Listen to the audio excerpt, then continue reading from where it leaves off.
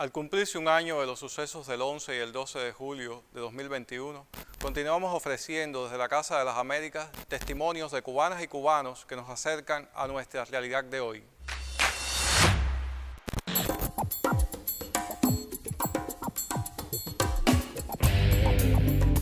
A partir de la aprobación de la Constitución el 10 de abril del 2019,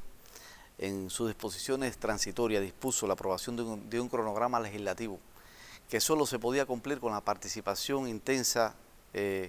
rápida de los juristas en la constitución de un grupo de normas jurídicas que eran necesarias para complementar esa constitución. Los juristas empezamos a trabajar en los grupos de creación normativa y en los grupos de creación normativa empezamos a desarrollar proyectos de leyes que después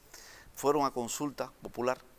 Aquí se incrementó un conocimiento previo del pueblo que opinó en diferentes espacios sobre los contenidos de esas normas y que fortaleció no solo la labor del jurista en ese proceso, sino la interacción del jurista en ir fomentando la cultura jurídica de los cambios normativos que eran necesarios para el tema de hacer cumplir los principios, garantías y derechos que la Constitución emana en sí como norma de rango superior. Yo te diría que ese cronograma legislativo nos ha dado la posibilidad hoy de aprobar 28 leyes de rango superior y 75 decretos leyes. Esto dicho en palabras puede parecer altisonante, pero sin embargo detrás de estas normas ha habido un esfuerzo desmedido de una participación entusiasta, profunda, seria de los juristas en la consecución, en la aprobación de estas normas. ¿Por qué razón? Porque son normas que sin ellas la Constitución, aunque la Constitución por sí propia tiene fuerza de ley y se ejecuta, no tendría leyes de desarrollo que complementarían todo su articulado. Por lo tanto, hoy todo el catálogo de derechos que nosotros exhibimos de garantías regulado y que tiene como esencia el artículo 40 de la Constitución, que establece la dignidad como base, como centro de todos los derechos y garantías de nuestro pueblo, evidentemente fomenta que tengamos hoy nosotros leyes que complementen ellas, derivadas de una reforma procesal trascendente que hace que en Cuba existan más derechos, más garantías y que el ciudadano esté en el centro de atención del proceso legislativo en Cuba, fomentándole a ese ciudadano una mayor participación en todos los procesos que la revolución realiza, en todos los procesos que son necesarios para una mejor tranquilidad ciudadana, para una mejor convivencia y para conseguir con esto que se cumpla entonces lo que dice nuestra Constitución, el artículo número 1, que Cuba es un Estado de Derecho y Justicia Social. Estado de Derecho y Justicia Social significa que todos estemos presentes, identificados en el cumplimiento de las normas y que al mismo tiempo tengamos un respaldo jurídico desde la institucionalidad en el cumplimiento de nuestros derechos y en las aspiraciones de nuestras garantías en los procesos que tengamos que establecer y que tengamos que estar presentes.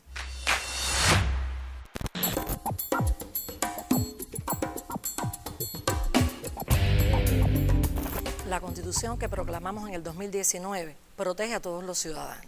Establece que Cuba es un Estado socialista de derecho y de justicia social, pero en nombre de ella no podemos transgredir los límites. En ese orden establecemos que todos los estados tienen derecho, y el nuestro específicamente, a defenderse contra aquellos actos que pretendan transgredir el orden constitucional de la nación o que vayan en contra de la tranquilidad ciudadana. En los días comprendidos entre el 11 y el 12 de julio se produjeron disturbios en varias localidades del país que dieron lugar a procesos penales. Esto ocurre en un contexto extremadamente complejo, en medio de una crisis económica mundial,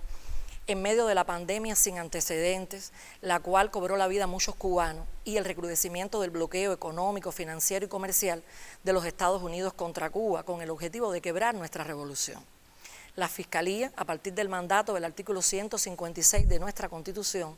tiene como misión constitucional el control de la investigación penal y el ejercicio de la acción penal pública en representación del Estado.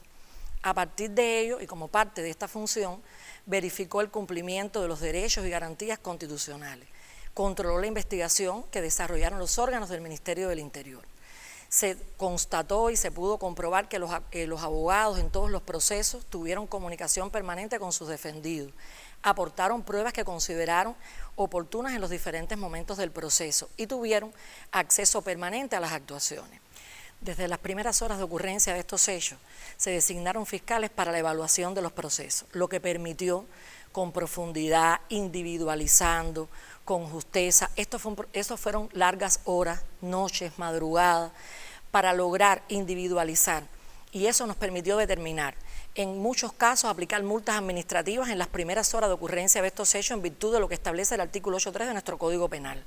En otros casos se aplicaron normas contravencionales. En otros se puso en inmediata libertad a los ciudadanos que se valoró y se consideró que era la decisión más adecuada ante la ocurrencia y la individualidad que nos permitió llegar a esa conclusión. Y los hechos que indiscutiblemente tenían una extrema violencia, una gravedad y un grupo de material probatorio, tanto testifical, documental, luego pericial, que nos permitió tomar las decisiones que corresponden dentro del proceso penal, fueron llevados y puestos a disposición de los tribunales a partir de la gravedad y la individualización de la pena, que en el proceso penal es un elemento importante hasta su conclusión. En Cuba la edad penal es exigible a partir de los 16 años de edad. Los jóvenes que se involucraron en estos hechos, a partir también de la responsabilidad que tiene la Fiscalía en la defensa de sus derechos, primero se evaluó el papel de los padres, de los representantes legales, se fue muy acucioso en la conducta de cada uno de ellos, desde las primeras horas también las medidas cautelares que se impusieron, se reservó la prisión provisional para los hechos de extrema gravedad,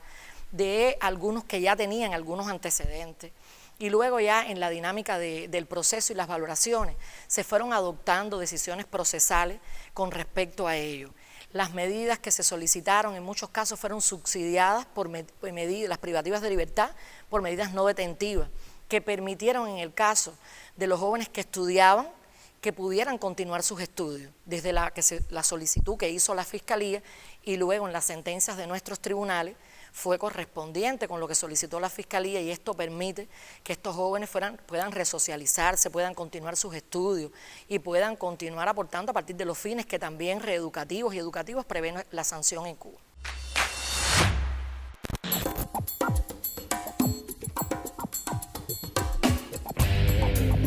Dentro de las transformaciones legislativas que vive nuestro país, a partir de la aprobación por referendo popular de la Constitución de la República, una de ellas precisamente es la de nuestro Código de las Familias, que parte precisamente de la necesidad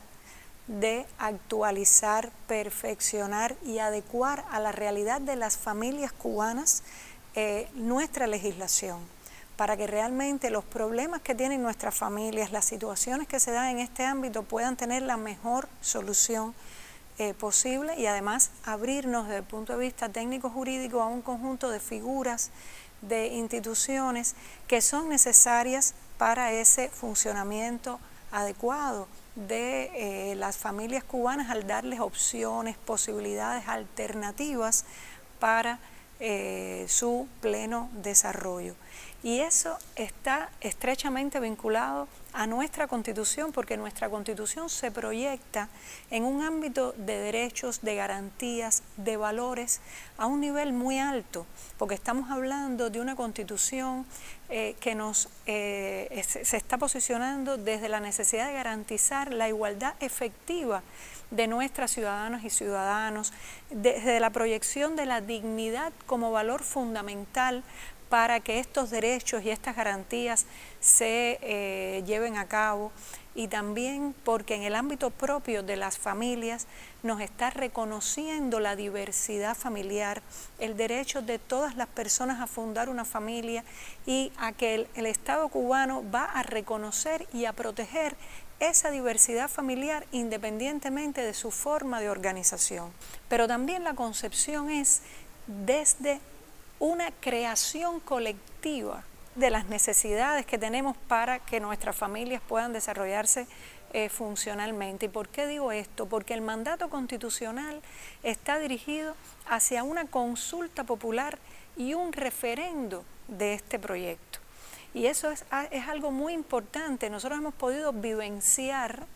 en esas consultas especializadas que tuvimos el pasado año y la consulta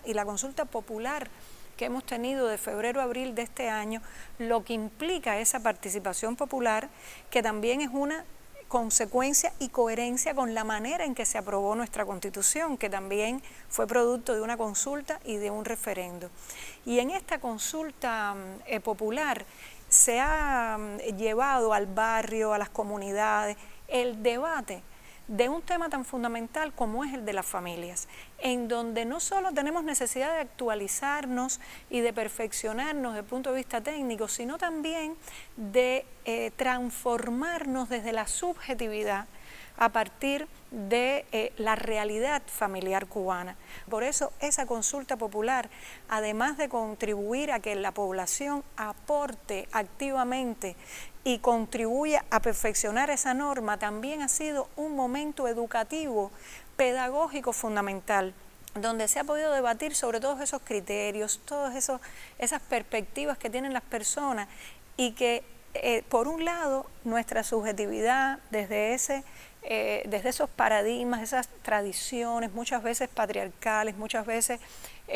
negativas, bueno, pues se contraponen a las realidades, a las maneras en que vivimos. Y por lo tanto también desde la perspectiva de educación en derechos, desde la cultura jurídica, nuestra población se ha hecho una transformación importante.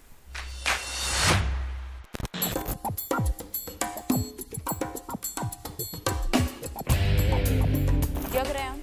que sí hay un reto fundamental que tendrán las organizaciones estudiantiles y también me atrevo a decir tendremos, porque como joven universitaria siento una tremenda responsabilidad dentro de una organización estudiantil,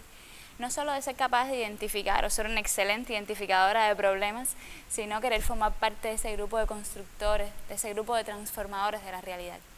Uno de los retos precisamente es conectar los proyectos de vida individual con el proyecto común, primero de revolución y segundo de organización a la que aspiramos. Después, que nuestras prácticas como organizaciones pues se parezcan a las aspiraciones y a la vida cotidiana de nuestros jóvenes universitarios. Sobre todo porque no se trata de militar en una organización para movilizarse solo en tareas que también tiendan a sentir inspiración los estudiantes en formar parte, ¿no? Sino de que encuentren el abrazo dentro de la organización estudiantil para con sus capacidades, con sus talentos, con sus cualidades humanas, pues desarrollarse como un mejor hombre, una mejor mujer, también aspirando a esa nueva realidad de la que hablaba.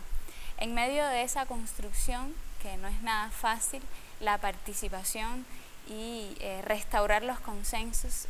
se pone en la cúspide de los elementos más difíciles a alcanzar. Pero si no se trata de aspirar a enamorarse de la romántica del proyecto moral de la revolución, sino es pues teniendo frente a un grupo de retos para llegar al horizonte común. En medio de ese horizonte está la participación de la que hablaba, y es que se trata de que la participación tiene que pasar en primer lugar porque los estudiantes tengan voz, tengan información y tengan espacios y mecanismos de participación. Creo que la forma en la que se ha pensado la organización en multiplicar esos espacios de participación pasan en primer lugar por eliminar la verticalidad en la información, en masificar la toma de decisiones, en hacer parte de la construcción de los procesos. Solo de esa manera podrá existir identidad real con nuestras organizaciones estudiantiles. En los últimos años, especialmente con la pandemia, por ejemplo, estuvimos en los centros de aislamiento y aquello fue tremendamente mágico poder sentirse parte del aporte también para nuestro país. Así es como siento que dentro de las organizaciones estudiantiles tendrán que seguir encontrando nuestros jóvenes un espacio para ser, para crear, para sentir y para enamorarse, ¿no? Por supuesto no es sencillo. Y yo creo que en aquellos escenarios donde no hemos llegado, a los que todavía no hemos conectado, pues ahí tendremos que desbordar nuestros esfuerzos con un esfuerzo colectivo. Indiscutiblemente no será posible construir las organizaciones a las que aspiramos o el proyecto de país que aspiramos si todos no nos sentimos responsables de esa construcción.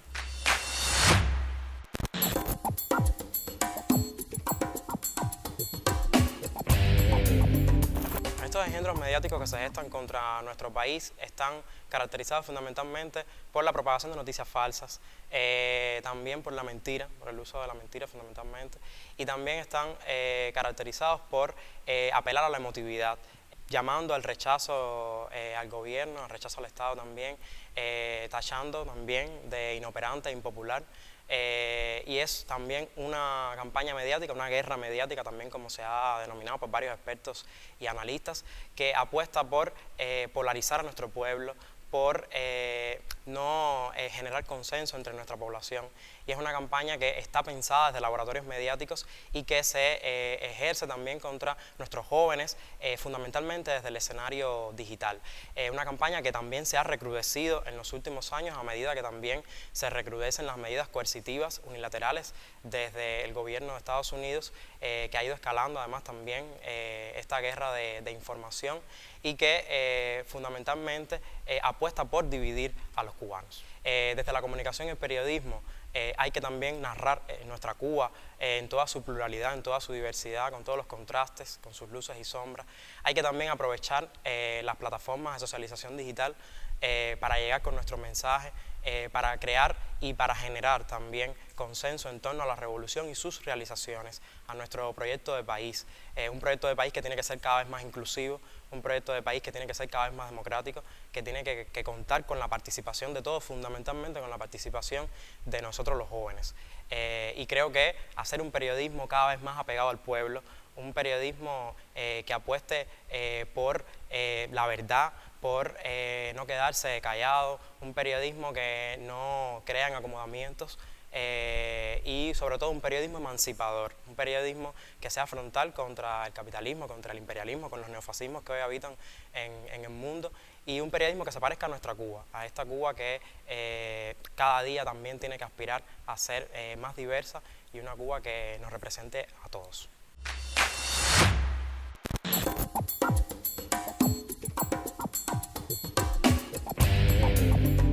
El diálogo de nuestros artistas con las instituciones culturales no es algo forzado, es algo que fluye constantemente. Trabajamos de conjunto en el desarrollo cultural del país, y no solo con los artistas, también con la población. Recordemos que nuestras instituciones también trabajan en función de la participación activa de la población en la vida cultural del país. En momentos donde ha sido muy difícil, por la situación económica, por la pandemia, realmente ha arreciado la agresión a nuestras instituciones culturales y a nuestro pueblo. Se ha intentado vilmente, con todos los recursos, dividir la intelectualidad cubana, dividir el movimiento artístico de nuestro país. Recordemos los shows mediáticos que se han protagonizado en algunos momentos. Recordemos el boicot que se produjo a la Bienal de La Habana, un evento que justamente es un evento para el pueblo de Cuba, de esos que permite también que la población tenga acceso a lo mejor del arte cubano y del arte universal, que han sido todos intentos fracasados, porque ahí en la Bienal, por ejemplo, tuvimos en el pabellón Cuba una exposición llena de jóvenes, y así estuvo transcurriendo durante los 6 meses de la Bienal, repleto de acciones culturales que fueron muestra de la diversidad cultural de este país. Yo creo que ninguno de los intentos, ni los intentos de agredirnos, de forzarnos, de rendirnos con las presiones económicas y los chantajes han dado resultados. Han sido más vivos nuestros eventos culturales, nuestra programación cultural no cesó en los tiempos de pandemia, nuestros artistas se volcaron a las redes sociales, las instituciones lo acompañaron en ese trabajo, pero no solo en las redes sociales. Nosotros tuvimos artistas que estuvieron directamente trabajando con la población en los vacunatorios, estuvieron directamente trabajando, algunos desde sus casas incluso. Los músicos, por ejemplo, daban conciertos para la población, y también intercambiando en los espacios comunitarios. En la última etapa, por ejemplo, lo que ha pasado en ese reencuentro del artista con su público en las comunidades es algo realmente que ha sido transformador. Eso forma parte también de esa vocación de servicio, del respaldo que tienen la Revolución Cubana, de ese movimiento artístico y forma parte también de cómo gestionamos, trabajamos, implementamos las políticas culturales en Cuba, que se hacen con nuestros artistas y también para estimular ese desarrollo artístico, ese arte comprometido, ese arte crítico, ese arte que nos lleva a indagar sobre las contradicciones que tenemos y que podemos verlo en todos los espacios culturales del país.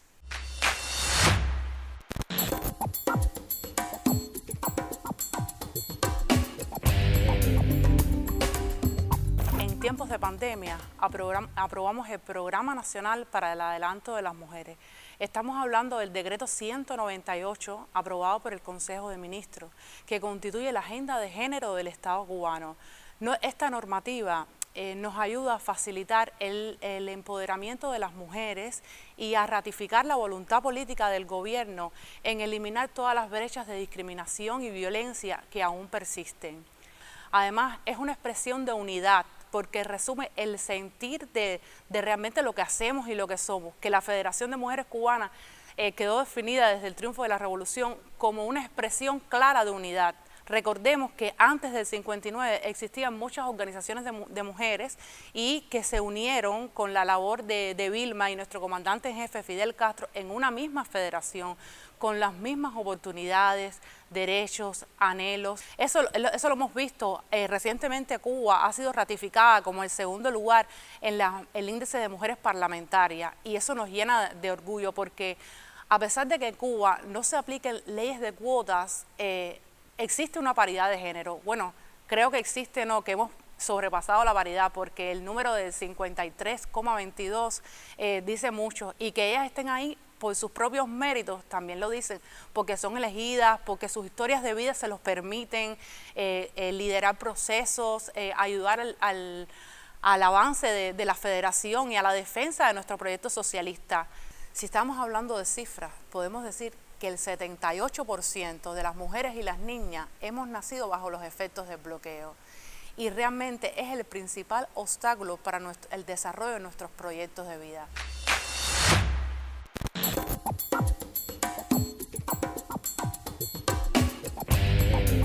La Iglesia en Cuba participa plenamente en programas de jóvenes, en programas para niños, en programas que tienen que ver con la atención a la tercera edad, en áreas como la respuesta recientemente a la pandemia COVID-19, donde hubo una participación tremenda de mujeres costureras haciendo nasobucos en las iglesias, iglesias distribuyendo alimentos a las personas necesitadas, en la gestión de grandes donativos de medicamentos y recursos para la respuesta a la salud, incluso instituciones religiosas que se convirtieron en hospitales, la respuesta a otras emergencias como huracanes, ciclones y determinadas situaciones. La Iglesia ha estado siempre presente en nuestra sociedad en todas estas áreas. Así que podemos hablar de un desarrollo pleno donde no solo las iglesias, también otras religiones participan de todo esto. Cuando hablamos de iglesia en Cuba, hablamos de una amplia diversidad que va desde el catolicismo, iglesias ortodoxas, iglesias protestantes históricas, iglesias evangélicas, pentecostales entran dentro de esos grupos, una diversidad tremenda. Todas ellas, muchas tienen hogares de ancianos, casas de abuelos, programas que tienen que ver como la capellanía de prisiones, un trabajo maravilloso que se hace en las prisiones cubanas, porque todo esto que la iglesia hace agrega a la sociedad el componente de la espiritualidad, lo cual es fundamental para la familia. Todos estos avances que se están haciendo en Cuba con nuevas leyes, código de familia, código penal, un grupo de leyes que van estableciendo esa sociedad que queremos, una sociedad donde nadie debe quedar atrás, donde debemos ir todos y todas uno al lado del otro, independientemente de credo, de las posiciones o pensamientos que tengamos. Esa creo que es la voluntad del país, de la dirección de país, y creo que la iglesia en Cuba está jugando un papel fundamental en los barrios, en las comunidades rurales, en la atención, en el trabajo con personas con discapacidad, así siendo parte de esa sociedad civil cubana que es diversa, muy diversa, incluso a veces puede que haya puntos contradictorios, pero hay una mirada en común, que es para este pueblo que tanto lucha, que tanto se esfuerza. Así que estamos como parte de este pueblo haciendo nuestro aporte, modesto, pequeño, pero significativo, en esta sociedad que queremos que sea de todos y para el bien de todos.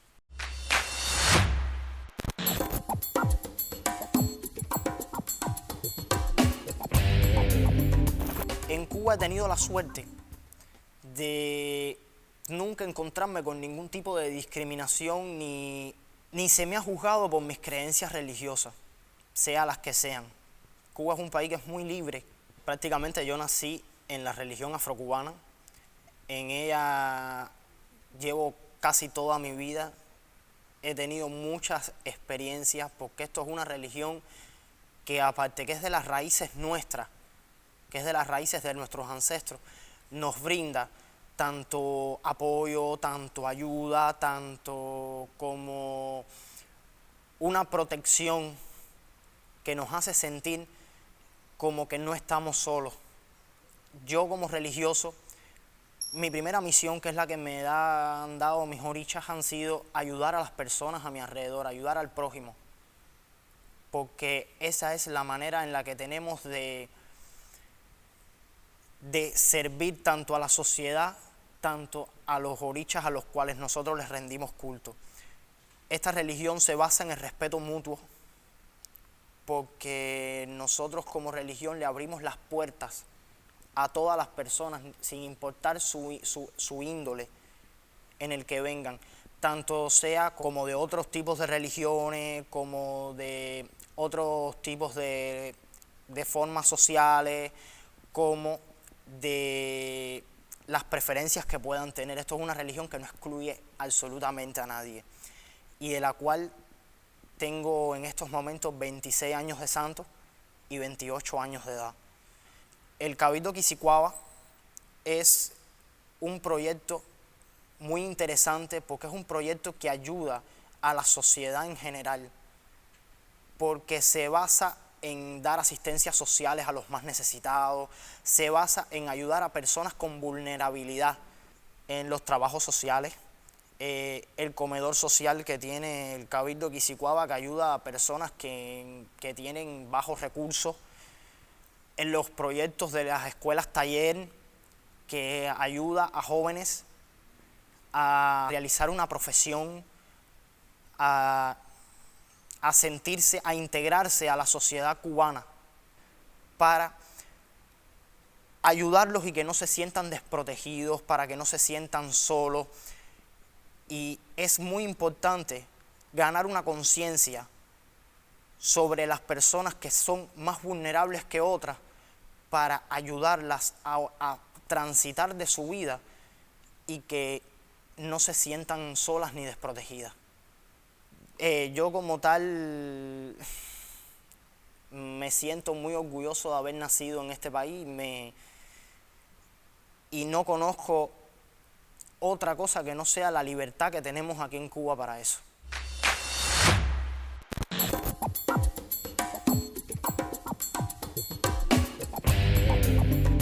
El Programa Nacional contra el Racismo y la Discriminación Racial fue aprobado por el Consejo de Ministros de la República el 20 de noviembre de 2019. Ahora, si realmente buscamos en la historia nuestra la voluntad política para la lucha contra la discriminación racial, comienza el 1 de enero de 1959. Realmente las políticas públicas de beneficio social, en busca de toda la justicia social posible, en busca de la igualdad, de la equidad, la comienza el gobierno revolucionario desde inicios de la revolución. Por lo tanto, la voluntad política existe. Yo diría que las estrategias cambiaron, porque realmente se pensó que con las políticas de equidad se iba a solucionar el problema y se fue un poco, vamos a decir, volvemos a evocar a Fidel cuando en el 98 lo dijo, se fue un poco romántico, ¿no? Un poco idealista en ese sentido, porque los puntos de partida de todos los sectores sociales en esa política de equidad no fueron los mismos. no fueron iguales los puntos de partida ni para los hombres y las mujeres, para la población rural y la urbana, para la población marginal o los que ya tenían un nivel cultural, para los analfabetos y los subescolarizados que los que eran universitarios, y tampoco lo fue por el color de la piel, no fue igual los puntos de partida para las personas blancas, negras, mulatas y de otros orígenes en Cuba. Ahora, realmente hay una fortaleza en el pueblo cubano. Nosotros hablamos aquí de un solo pueblo, de una sola nación, de un solo etnos nación. En Cuba las personas no se asumen afrocubanos, hispanocubanos, chinocubanos, etc. Las personas en Cuba, desde el proyecto de país de 1868 acá, se asumen como el pueblo cubano, como la nación cubana. O sea, es la unidad en la diversidad. Y por lo tanto, la lucha contra la discriminación racial tiene características peculiares, porque no se trata de reivindicar a una etnia, en definitiva, o a un pueblo, en definitiva, dentro de otro. No hay una mayoría étnica o mayoría nacional y minorías étnicas o minorías nacionales. Aquí no hay minorías, en Cuba todos somos cubanos. Y a partir del 6º Congreso de la Unión de Escritores y Artistas de Cuba, la UNIAC, el propio Fidel preguntó a la intelectualidad cubana, indagó de cómo estaba el asunto, y ahí hubo catarsis, vamos a decir, hasta extraordinarias, ¿no?, de muchos de los principales artistas intelectuales cubanos sobre el tema. Artistas e intelectuales cubanos y cubanas, negros, blancos y mulatos, porque el problema no era reivindicativo de un grupo de personas, sino cómo la intelectualidad cubana, con independencia de su color de la piel, veía el asunto. Y Fidel, 2 años después, en Harlem, en la iglesia Riverside, hace la confesión, que 40 años después nos dimos cuenta que no habíamos resuelto el problema del racismo cuando pensábamos que con la liberación de la playa, de los clubes, con el acceso libre a la enseñanza superior y a todas las enseñanzas, resolvíamos el problema. Por lo tanto, el programa nace en 2019, técnicamente nace en 2019, pero es la continuidad de la política de la revolución desde 1959. O sea, no se trata que la revolución descubrió a 60 años de haberse tomado el poder político por la fuerza revolucionaria que había racismo en Cuba. No, la revolución lo descubrió siempre, y el máximo líder de la revolución estuvo preocupado y ocupado del asunto siempre, pero las estrategias fueron distintas. Se pensó que se podía resolver de otra manera. De ahí la pertinencia del programa. O sea, el programa es una consecutividad de la política revolucionaria, es una realidad, y el programa a estas alturas de 2 años y medio tiene retos, que algunos son los mismos que se tuvieron, pero otros son retos nuevos. Tiene insatisfacciones, pero también tiene logros, tiene resultados, porque es que ahora miramos de una manera distinta el problema. Somos un país o un pueblo culturalmente mestizo, de ahí las evocaciones que hacemos siempre a Fernando Ortiz con el ajiaco y a Nicolás Guillén con el color cubano. O sea, si somos genética y culturalmente mestizos, estamos en posibilidad de resolver el problema. Nosotros hemos hecho la comparación, estudios desde el programa de la matrícula preuniversitaria o de la enseñanza media superior en general, de la matrícula universitaria, de los cuadros que ocupan cargos de dirección en los organismos políticos, organizaciones de masa, el sistema empresarial, el sistema ministerial, y realmente hoy, y podemos decirlo que el programa lo analiza, no exista esa gran brecha en la ocupación de los cargos principales ni en los estudios de acuerdo al color de la piel. Lo que pasa es que hay que contextualizarlo no solo en el contexto, sino también en el contexto nacional, sino en el contexto local. O sea, de eso se trata. El país reconoce la existencia de racismo, el país reconoce la existencia de prejuicios raciales. El prejuicio es muy difícil, ese está anclado en la mente de las personas, es muy difícil de resolver, habrá mucho más tiempo para hacerlo. Y reconoce también que por la existencia de prejuicios raciales hay acciones discriminatorias. O sea, se reconoce que existe el problema, pero se trabaja por la solución del problema. Y sobre todo no es algo nuevo en la política de la revolución, es una continuidad del trabajo que se inicia desde el 1 de enero de 1959 o desde la lucha por alcanzar el triunfo.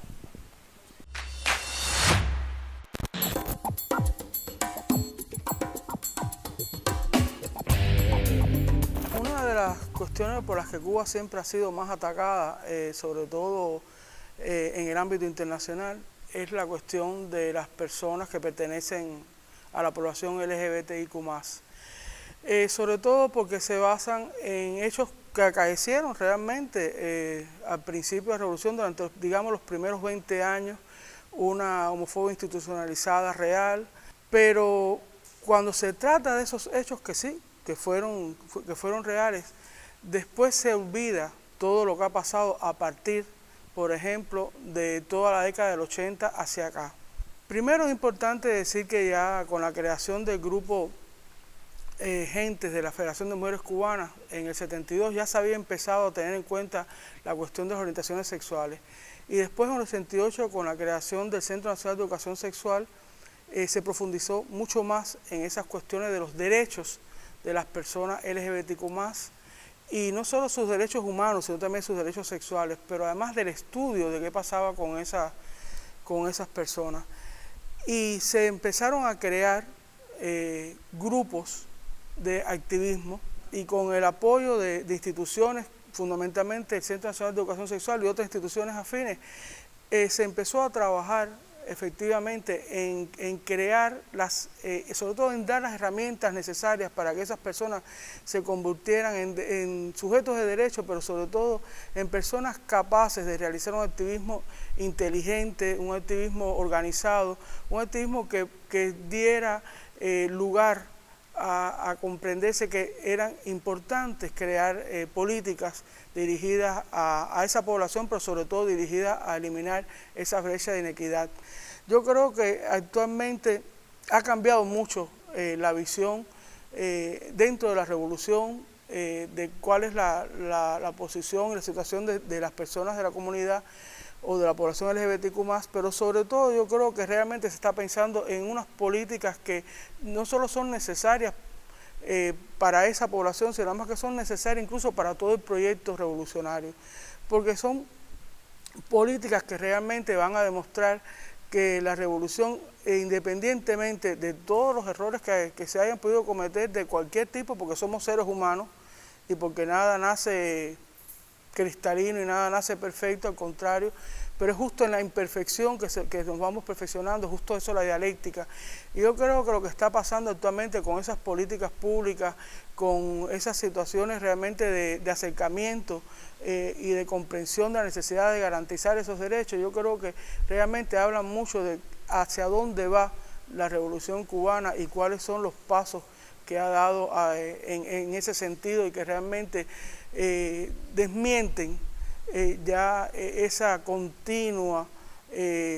calumnia, se ha convertido en calumnia, decir que en Cuba las personas de la población LGBTQ+, son personas que no cuentan con ninguna garantía, que no pueden hacer activismo, que no pueden incluso reclamar los derechos que como ciudadanos de este país deberían correspondernos, ya que como ciudadanos tenemos los mismos deberes y por tanto a los mismos deberes deben corresponderse los mismos derechos. Yo creo que sí, que eso es lo que la revolución está haciendo y que eso es lo que la actual situación está demostrando, que realmente hay un camino hacia adelante, hay un camino positivo, hay un camino que responde justo a ese espíritu humanista y revolucionario al que aspiramos todos.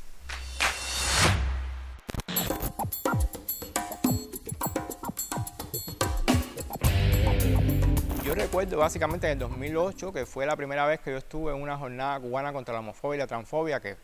iniciaron en ese año, alrededor del mes de mayo, en la celebración del Día Internacional contra la Homofobia y la Transfobia, que se celebra cada 17 de mayo, porque en esa fecha, en el año 90, en 1990, la Organización Mundial de la Salud retiró de la lista de enfermedades mentales la homosexualidad. Pues yo recuerdo en aquella primera ocasión en que yo participé, yo fui con mi pareja en el Pabellón Cuba, un recinto ferial acá en La Habana de la juventud, y estaba repleta de personas que se veían por primera vez las caras, que veían en un espacio público con representantes del gobierno y con el Centro Nacional de Educación Sexual, que empezó a liderar esas jornadas cubanas contra la homofobia y la transfobia. Y yo no conocía prácticamente nada del tema, solo incluso había salido del closet, como se dice, unos años antes. Y yo dije, yo quiero ser parte de esa historia. Formé mi blog,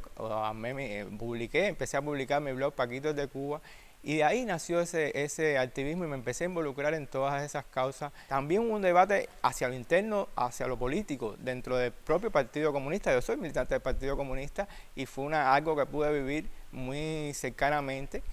porque en el 6º Congreso, en la primera conferencia, por primera vez el Partido Comunista planteó la no discriminación por orientación sexual. Y ese fue un proceso que vivimos con debates, con conflictos también, porque no todas las personas entendían, y fue avanzando hasta, bueno, el último congreso del partido, que ya se habló incluso de la no discriminación por identidad de género también, y así ha sido este proceso que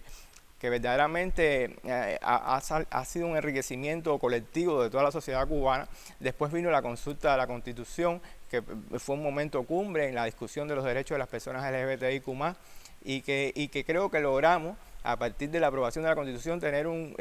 y del debate que existió alrededor del tema del matrimonio para todas las personas, pues lograr una Constitución más sólida, una Constitución mucho más moderna en relación con el proyecto original que teníamos en la consulta. Ahora mismo, lo principal que estamos haciendo es precisamente implementar esos derechos que están ya en la Carta Magna cubana. Se consiguió hace muy poco. En el Código Penal se incluyó como un agravante cualquier delito que se cometa por odio o por discriminación por la orientación sexual e identidad de género de las personas, lo cual es algo muy avanzado. Y estamos a las puertas del referendo del Código de la Familia, que de alguna manera,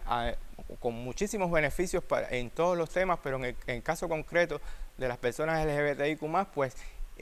yo creo que completa en muchos sentidos la agenda de los principales planteamientos que teníamos y de las principales insatisfacciones y garantías que todavía no tienen las personas homosexuales en Cuba. Yo pienso que esto tampoco es un camino de rosas. Yo creo que nos falta todavía mucho por lograr, que tenemos que avanzar muchísimo más en la educación integral de la sexualidad en nuestra sociedad, que tenemos que incorporar políticas públicas que garanticen que esos derechos que estamos promulgando se consigan y se plasmen en la práctica, pero yo creo que lo vamos a lograr y creo que básicamente eso es lo que quisiéramos, ¿no? Que todas las personas tuviéramos todos los derechos y todas las familias también.